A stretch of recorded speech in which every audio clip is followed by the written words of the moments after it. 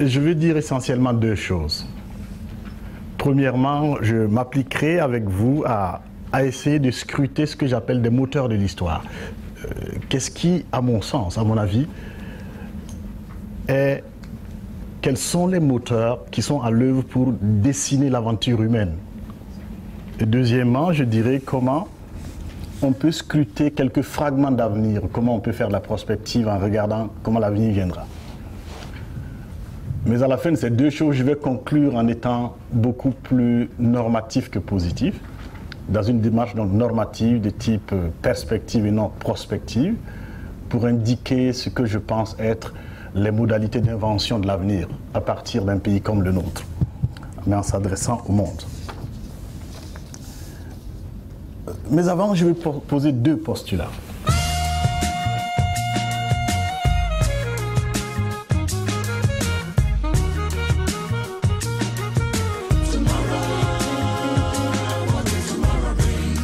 Le premier est le suivant. Je considère que l'histoire est matrice de l'avenir. En d'autres termes, que, au fond, quand vous voulez fabriquer l'avenir, vous êtes éminemment intéressé à l'histoire. L'histoire est la fabrique de l'avenir. L'histoire est l'atelier de l'avenir. C'est pour cela que la technique de la prospective, pour ceux qui la connaissent, quand vous voulez imaginer des scénarios d'avenir, vous partez d'abord d'une bonne connaissance de l'histoire. Pour regarder les invariants de l'histoire, les singularités de l'histoire, les dynamiques qui travaillent l'histoire, les sociétés que vous analysez. Et c'est sur la base de cette connaissance de l'histoire que vous projetez dans l'avenir. Donc l'histoire est, de ce point de vue, je pourrais dire la mère des sciences.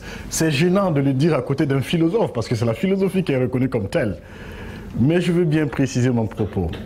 Mon propos n'est pas l'histoire au sens de la discipline historique, mais l'histoire au sens de la perspective historique scientifique, la perspective historique intellectuelle, de sorte que le philosophe va tout à l'heure faire un travail de philosophie en interrogeant l'histoire, et l'économiste peut le faire et d'autres peuvent le faire. C'est cela qui est mon propos, donc de considérer que l'histoire se pose dans toutes les disciplines. Et l'histoire des disciplines est une très belle manière de comprendre cette discipline et d'en voir les évolutions et les limites. Mais pas seulement des disciplines scientifiques, l'histoire de toute chose est formidable d'enseignement. On dit souvent que faire l'histoire d'une question, c'est la résoudre à moitié. Je suis de cette école-là. Je suis économiste et dans le siècle passé, l'économie s'est beaucoup mathématisée dans une sorte de tentative de montrer qu'elle est une science dure, mais elle ne peut pas se départir d'une conception de science sociale qui est au fond que l'économie est un fait social et en conséquence, l'analyse de ce fait social est toujours de la science sociale. Et cette mathématisation de l'économie a débouché sur une dimension très importante donnée à l'économétrie, c'est-à-dire des techniques quantitatives utilisant de la mathématique et beaucoup de statistiques, beaucoup de données pour essayer de comprendre les phénomènes économiques. Et dans l'économétrie temporelle a fait un énorme bond dans le premier moment de l'économétrie. L'économie temporelle, qu'est-ce que c'est? C'est l'économétrie dans la durée. Prendre des données sur une période plus ou moins longue et les analyser. Et de ce point de vue, ma discipline, peut-être qu'elle ne le sait pas suffisamment, mais rend hommage à la science historique. L'économétrie temporelle est un hommage rendu à la science historique, de sorte que quand je parle souvent de rendre hommage à l'histoire, de la perspective historique qui est profondément féconde à mon point de vue, il y a plein de collègues économistes qui me disent mais oui, et notre discipline, je dis mais précisément notre discipline rend hommage à l'économie chaque fois que nous engageons la réflexion sur l'économie et l'économétrie temporelle. Mon maître, le professeur Jaurès Herbault, aurait dit la dimension de la verticalité historique. C'est cela. Donc c'est le premier postulat que je veux poser. L'histoire comme fabrique de l'avenir. Donc ne soyez pas étonnés que dans un premier temps, tout à l'heure, je vais parcourir l'histoire pour discourir sur le futur plus tard. Deuxième postulat, il faut qu'on s'accorde sur qu'est-ce que c'est que cette histoire. Quand je dis histoire, l'histoire fabrique d'avenir, atelier de l'avenir, ce n'est pas de n'importe quelle histoire qu'il s'agit. Il ne s'agit pas de l'histoire qu'on nous a enseignée au cours élémentaire, la conception de l'histoire qu'on nous donne au cours élémentaire. L'histoire, c'est la connaissance des faits passés. Ce n'est pas cela l'histoire. L'histoire, ce n'est pas la somme des faits passés. Ce n'est pas cela l'histoire. L'histoire, ce n'est pas une conception linéaire, une conception mécanique, une sorte de juxtaposition de faits dans une datation sans se poser la question du fil rouge, des dynamiques qui les lient. Ce n'est pas cela la conception de l'histoire que j'évoque ici. La conception de l'histoire que j'appelle ici est celle de Ki-Zerbo, mais aussi de son maître à lui, c'est celle de Braudel. Braudel dit, et Ki-Zerbo répète avec lui, l'histoire c'est l'homme dans le temps. Et l'homme dans le temps, c'est le temps d'hier, c'est aujourd'hui et c'est demain également. Et c'est pour ça que l'œuvre monumentale de Ki-Zerbo, Histoire de l'Afrique noire, est sous-titrée d'hier à demain. C'est aussi l'histoire de l'avenir. C'est très important de considérer donc que cette dynamique historique a quelque chose à voir avec la longue période, a quelque chose à voir avec retrouver les dynamiques de transformation des sociétés, retrouver les moteurs à l'œuvre pour découvrir, comprendre l'aventure humaine. Et toujours sur cette conception de l'histoire, je veux bien qu'on comprenne que, bien entendu, c'est une distance énorme avec une conception de l'histoire qui serait une essentialisation civilisationnelle qu'a été par exemple le projet colonial. Ce n'est pas la conception hegelienne de l'histoire, qui est une conception très malheureuse, peu savante. Maintenant, nous le savons avec la distance. C'est une conception de l'histoire qui considère que l'homme dans le temps, la préhistoire ne peut donc pas exister, comme l'a superbement montré Ki-Zerbo. Si vous considérez que la préhistoire existe, vous considérez qu'il y a une histoire, l'histoire commence à un moment T. Pendant que si l'histoire c'est l'homme dans le temps, chaque fois qu'il y a des hommes, il y a de l'histoire. Donc cette formidable entreprise intellectuelle de Ki-Zerbo pour détruire le concept de préhistoire est au cœur de ma conception de l'histoire. C'est les deux postulats que je voulais faire.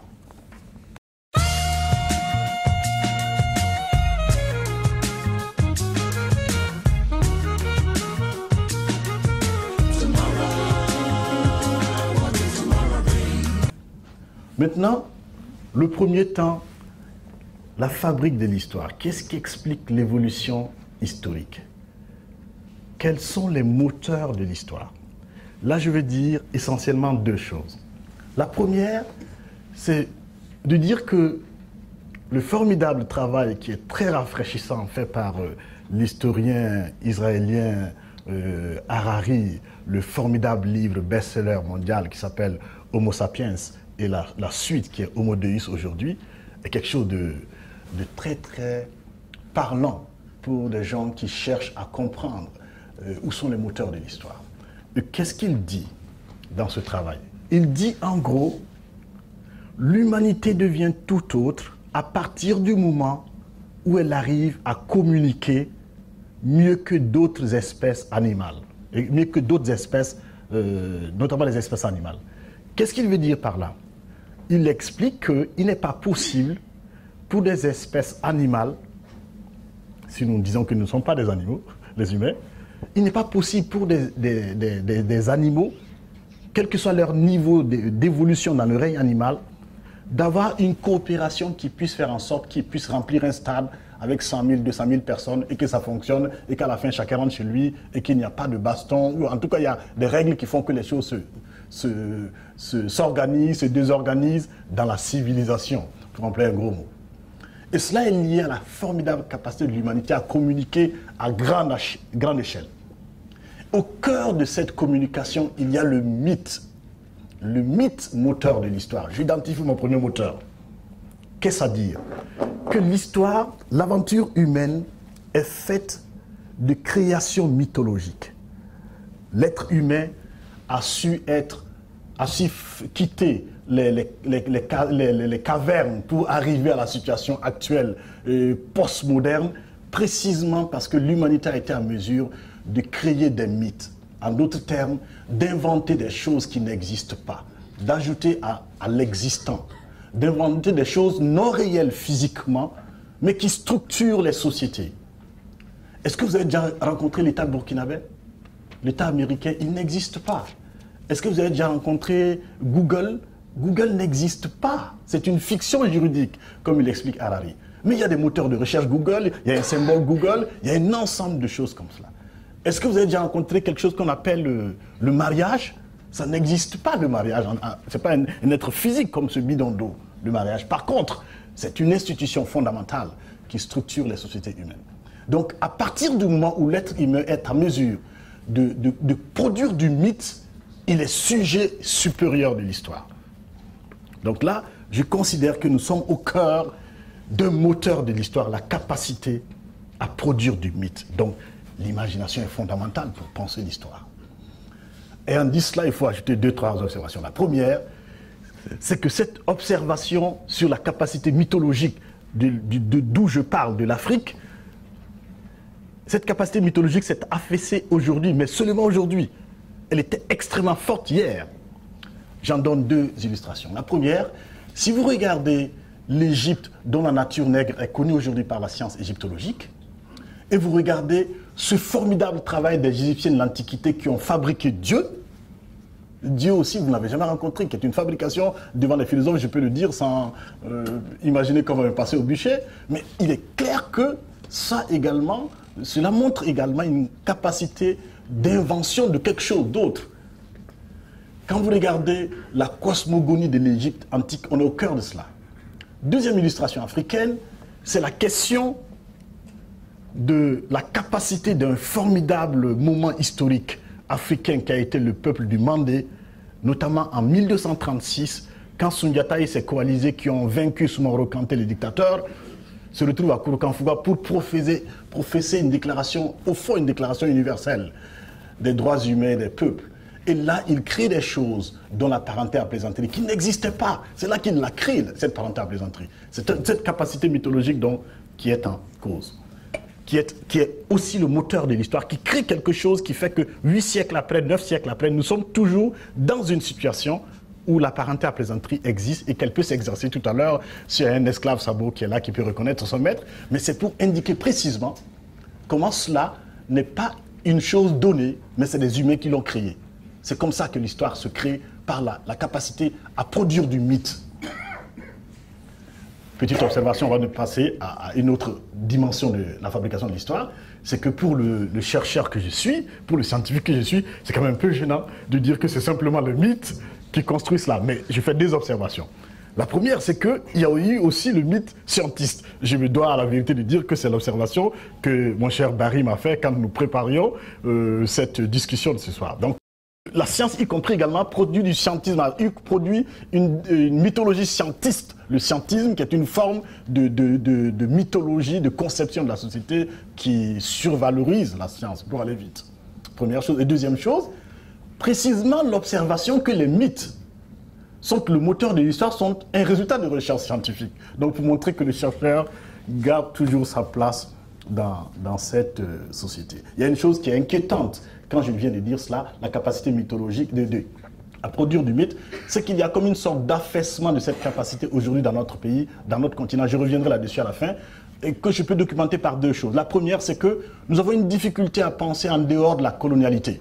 On reviendra sur la notion, c'est-à-dire que il est extrêmement difficile pour un intellectuel et un juriste, et je trouve que les juristes sont typiques de cela, j'espère qu'ils vont permettre qu'on discute tout à l'heure, un juriste de produire de la science juridique sans s'en référer à la Grande France.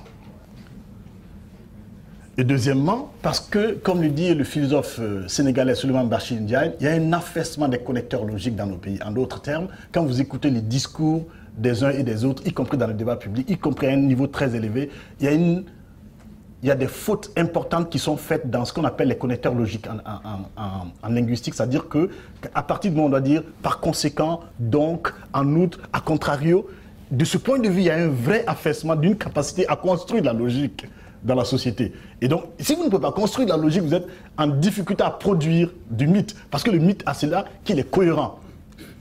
C'est une cohérence qui est vendue, le mythe. La deuxième chose que je veux dire comme fabrique de l'histoire, c'est que je considère que, m'appuyant sur d'autres travaux antérieurs, notamment les travaux de Mosca. Mosca, c'est un politiste italien qui a produit une théorie des élites et une sorte de doctrine des classes politiques qui dit en gros ceci. La domination d'une minorité organisée est inévitable dans les sociétés. Mosca dit en gros, les sociétés humaines ont toujours été en proie à la domination d'une minorité organisée. Elle peut changer cette minorité, elle peut s'appeler une minorité féodale, bourgeoise, et tout ce qui est financière, tout ce qu'on voudrait, mais c'est des minorités organisées qui dominent la majorité. Et il dit, la capacité de résistance d'un individu de la majorité vis-à-vis de cette minorité, de la puissance de cette minorité, est nulle.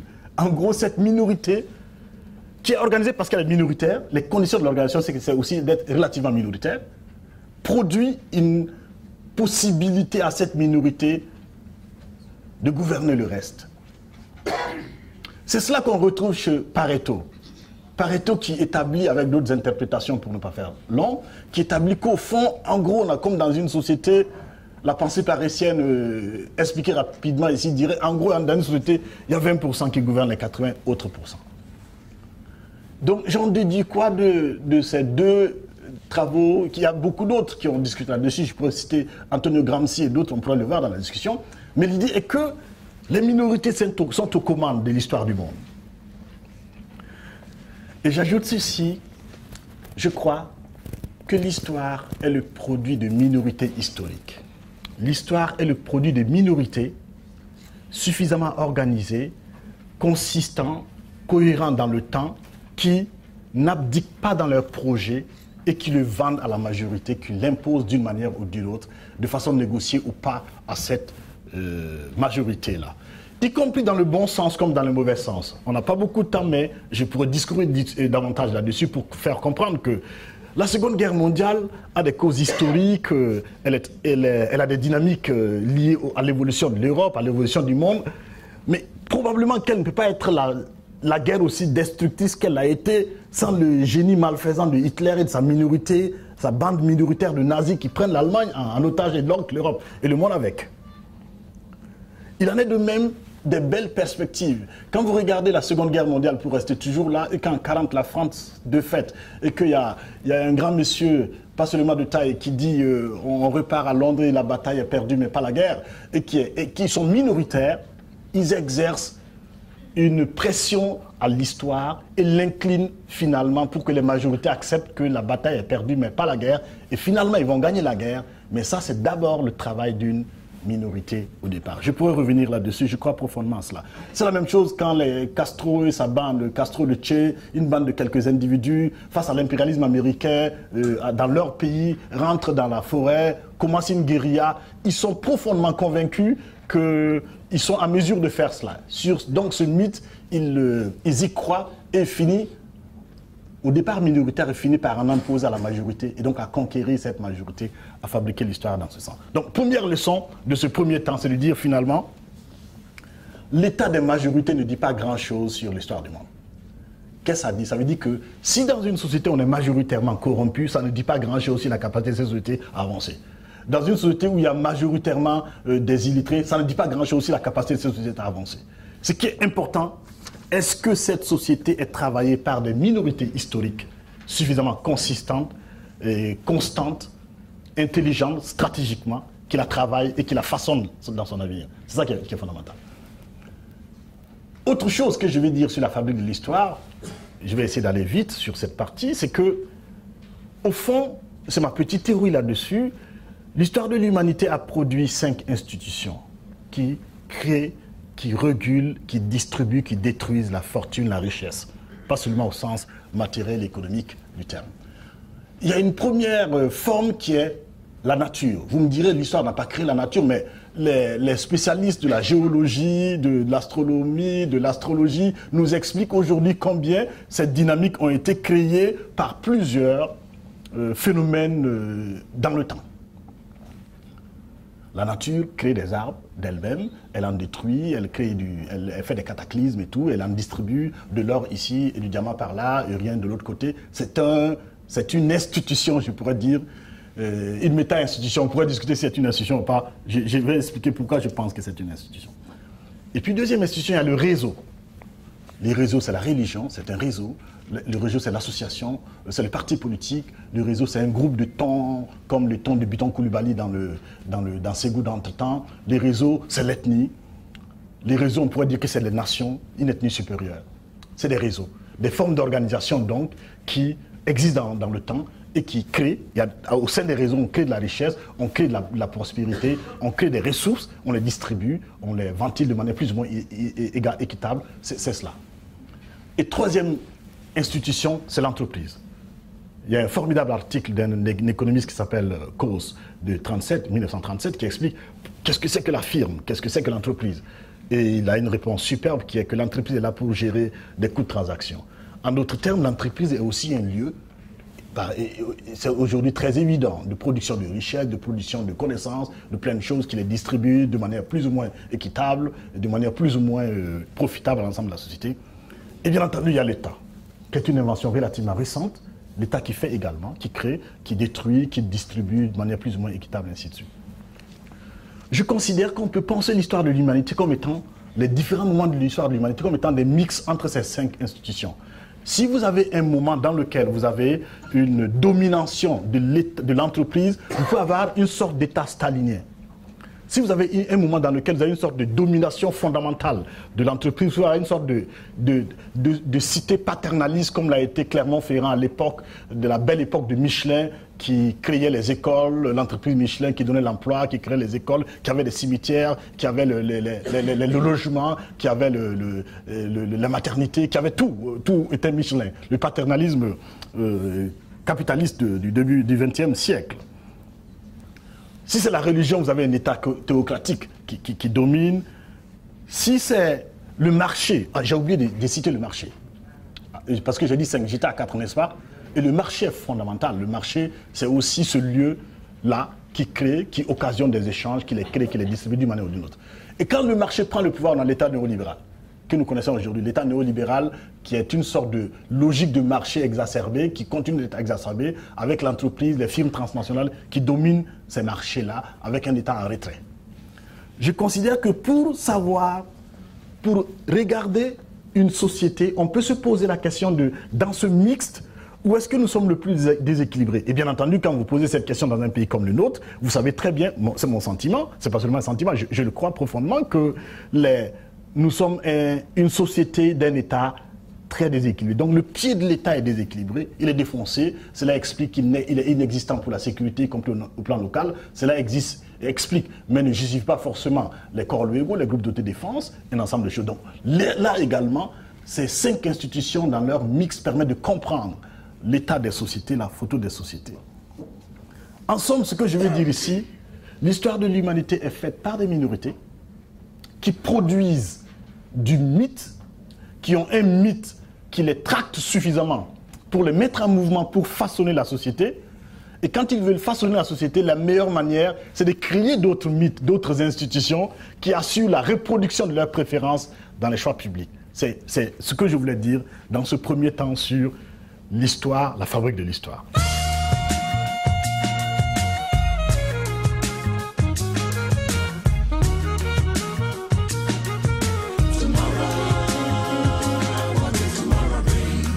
Quels sont les possibles d'avenir? Donc, essayons-nous à envisager des fragments d'avenir dans cette perspective. Donc, deuxième partie des perspectives. Comment nous pouvons entrevoir l'avenir? Première observation, il y a un philosophe qui s'appelle Pierre-André Tardieff qui a écrit un gros pavé, il y a de cela plus de 15 ans, qui s'appelle « L'effacement de l'avenir ». Qui dit en gros, nous sommes dans un moment où la situation qui est laissée après le triomphe du capitalisme de l'Ouest sur l'Est est une sorte de situation où les idéologies sont comme en retrait. Il y a donc une sorte d'affaiblissement de la capacité des sociétés à lire l'avenir. Parce que si vous voulez lire l'avenir en 1950, il y avait des modèles qui vous disaient « voici l'avenir que nous projetions ». Il y avait l'avenir des 30 glorieuses sur un fond keynésien, il y avait l'avenir du rêve communiste sur un fond socialiste, marxiste-léniniste si vous souhaitez. Aujourd'hui, il y a une sorte d'effacement de l'avenir.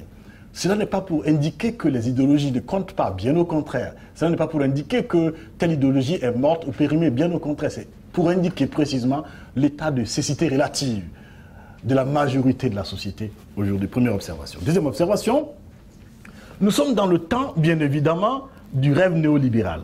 Et quel fragment d'avenir on peut avoir avec ce rêve néolibéral? Ce rêve néolibéral nous destine à une société qui sera la suivante. Je l'ai lu, je pense, dans un bouquin de Joseph Stiglitz, je ne m'en souviens plus, j'ai oublié de reprendre la référence avant d'arriver, mais il dit ceci. Le rêve, non, ça ne peut pas être Stiglitz qui a dit ça, je ne sais plus qui c'est, mais j'aviserai. Le rêve, cet auteur dit, le rêve des néolibéraux, c'est le rêve suivant. Imaginez un gosse qui marche avec son père dans une belle prairie, il est émerveillé par la nature, il n'a juste que 7 ans, et quand il est émerveillé, il dit à son père, papa, comme c'est très beau, et son père en convient, et dit, à qui devons-nous payer? L'idée que tout devrait être payé, y compris un beau paysage, il faudrait se retourner pour demander à qui on devrait payer. L'idée du Dieu marché serait la fin de l'humanité, pas au sens de l'espèce, au sens de l'humanité comme valeur.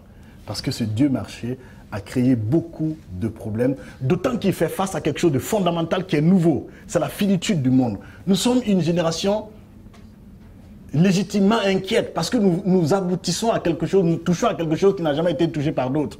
Le monde est fini.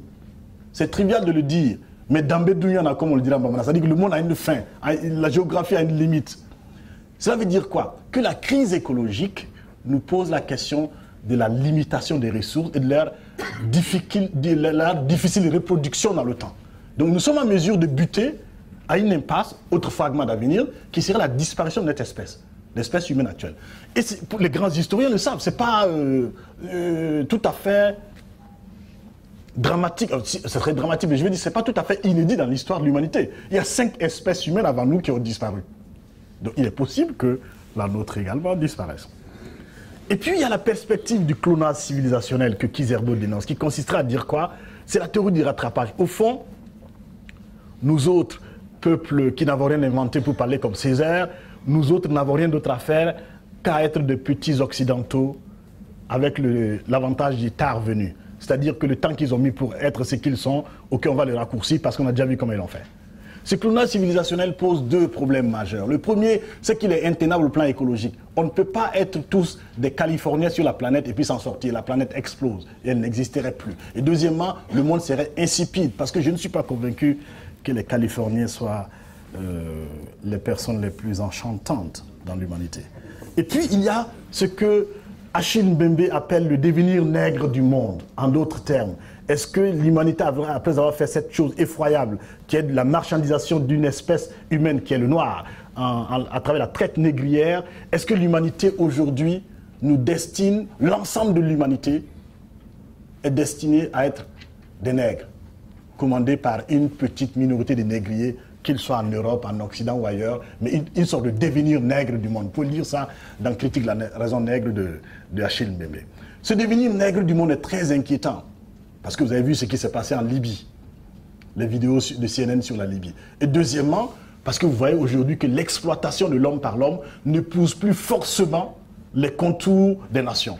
Ce n'est plus comme il y a un siècle en arrière où il y avait des peuples colonisateurs ou des peuples colonisés. Les peuples colonisateurs avaient aussi en leur sein, enfin les États colonisateurs il faudrait dire, les États colonisateurs avaient aussi en leur sein une partie de leur peuple colonisé, enfin dominé dans d'autres modes d'exploitation. Mais aujourd'hui il y a une sorte de planétarisation de l'exploitation qui peut laisser entrevoir qu'on a une sorte de devenir nègre du monde.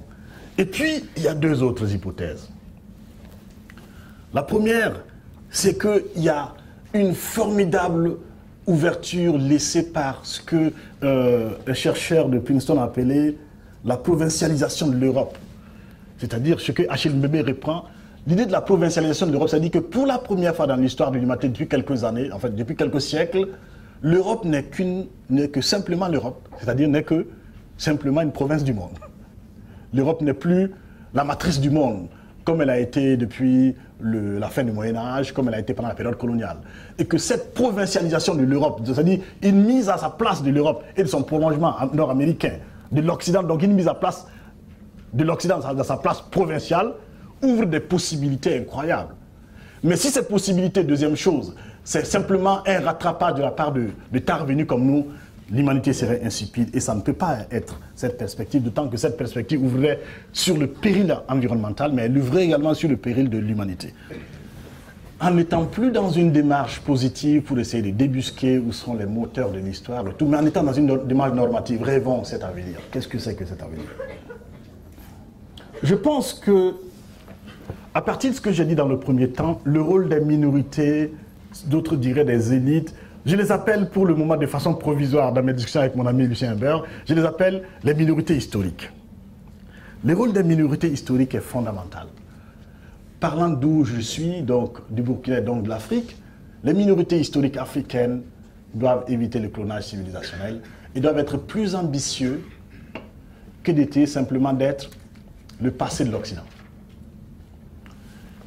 En tant qu'économiste, je suis occupé par des questions bassement concrètes, comment produire la croissance économique pour donner de l'emploi à tous ces jeunes, comment faire en sorte qu'on ne meure pas de faim, comment faire en sorte que nos hôpitaux soient plus performants, qu'on ait de meilleures routes, qu'on ait moins de poussière, et ainsi de suite, ainsi de suite. Mais mon métier devient triste si simplement ma perspective est de faire en sorte que dans 50 ans, nous soyons la Chine d'aujourd'hui. Et que dans 100 ans, nous soyons le Danemark d'aujourd'hui. Ce serait profondément triste. Il faut éviter cela. Il faut faire en sorte que la dérive de l'occidentalisation du monde, qui a été entreprise par le projet colonial, s'arrête. Si elle ne s'arrête pas, on va avoir un devenir nègre du monde. Il faut faire en sorte, me semble-t-il, que l'Afrique, au fond, que nous soyons beaucoup plus ambitieux, de façon contrastée avec la situation de nos misères matérielles. Précisément parce que nous sommes le trou du cul du monde, je pourrais dire ainsi, nous devons considérer que nous ne devons pas rêver le monde comme ceux qui occupent le haut du pavé en imposant aux autres. Il nous est posé des défis incroyables. Comment on peut faire en sorte que l'Afrique donne une réponse aux défis écologiques, qui ne soit pas simplement la croissance durable, la croissance verte, non, pas des choses aussi faciles, mais qui partent de sa conception cosmogonique. Comment on peut investir la logique de la circularité d'Ogon du temps pour revoir l'aventure humaine. Pour faire cela, il nous faut sortir de ce qu'un penseur congolais a appelé la bibliothèque coloniale. C'est-à-dire quoi?